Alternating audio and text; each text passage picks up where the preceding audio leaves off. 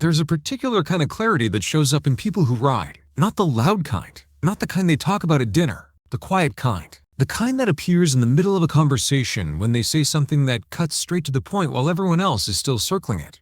And if you've spent enough time around riders, you've noticed it too. They seem to arrive at conclusions faster. They seem less rattled by complexity. If you've ever wondered whether that's a coincidence, it isn't. Because what happens to a human mind on two wheels is not what most people think it is. What nobody tells you is how the brain actually behaves up there. Riders don't experience a ride the way passengers experience a car journey. The moment the engine starts, the brain receives a demand it cannot negotiate with. Every variable on the road, every vehicle, every surface change, every shift in wind requires processing. Not eventually, immediately. The mind that was wandering through yesterday's meeting or tomorrow's problem has nowhere left to wander. It gets pulled into the present with a force that no meditation app, no productivity ritual, no carefully designed morning routine can fully replicate. And inside that forced presence, something unexpected happens. The noise stops. Not the road noise. The internal noise.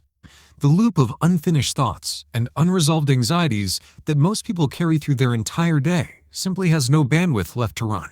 The difference isn't where people ride, it's where they think. Most people make their biggest decisions under the worst possible mental conditions. Tired, distracted, emotionally reactive, sitting inside the same environment where the problem was created. These people make them differently. When something genuinely important needs to be resolved, they don't schedule a meeting. They ride, not to escape the problem, to create the conditions under which the problem can actually be seen clearly. The distinction sounds subtle. It isn't. When your mind is fully occupied with the immediate physical world, the deeper processing doesn't stop. It relocates. It runs underneath, uninterrupted, without the interference of ego and anxiety and the need to appear decisive. And what surfaces when you get back is not a feeling. It's a conclusion. This is where the science gets uncomfortable for people who've never tried it. Neuroscientists studying high-performance states have found something counterintuitive about people who regularly engage in activities that demand full sensory attention. Their default mode network, the part of the brain responsible for self-referential thought, rumination, and mental time travel, shows measurably reduced activity during and after these states. In plain language, the inner critic goes quiet, not suppressed, displaced. And the decisions made in the hours following that displacement tend to be cleaner, less contaminated by social anxiety and short-term emotional noise. Riders aren't escaping their minds. They're giving their minds the conditions they were never designed to function without. Something shifts on the way back,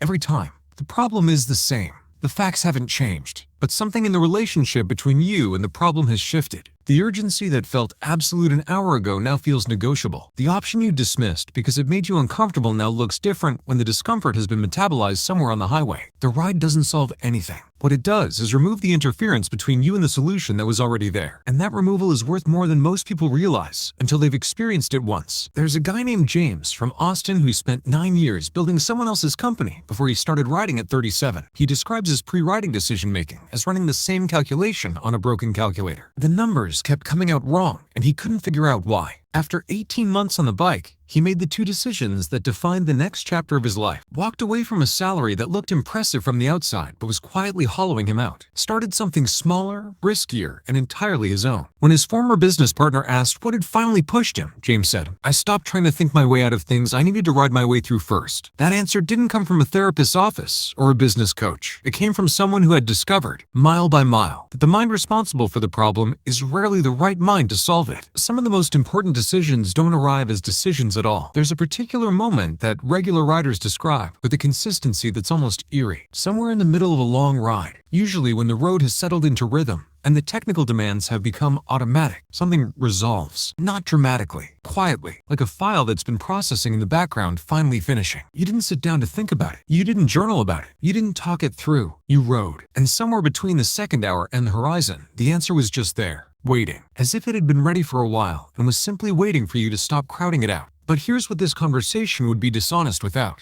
Not every ride produces clarity. Not every hard decision gets resolved on the highway. There are rides that end exactly where they began, with the same unresolved weight, the same circular thinking, the same problem wearing a different coat. And there are people who use the ride as avoidance rather than processing, who come back not clearer but simply more tired. The bike is not a shortcut, it's a condition. And like any condition, it requires the right relationship to produce the right result. What we're examining here isn't a solution, it's a pattern. The pattern of people who've discovered, often accidentally, that the mind they carry into complexity performs differently when the body it lives in is fully, irreversibly, and completely in the present. So next time you're sitting with a decision that won't resolve, a problem that keeps returning the same shape no matter how many times you approach it, a question that feels bigger inside your head than it probably is in reality, you're asking the wrong question if you ask how to think about it more carefully. The right question is this: what would happen to that problem if you gave your mind 2 hours of complete, uninterrupted, physically demanded presence? What would be left of it when you got back? Because for the people we've been talking about, that's not a theory. That's how the last 3 big calls got made.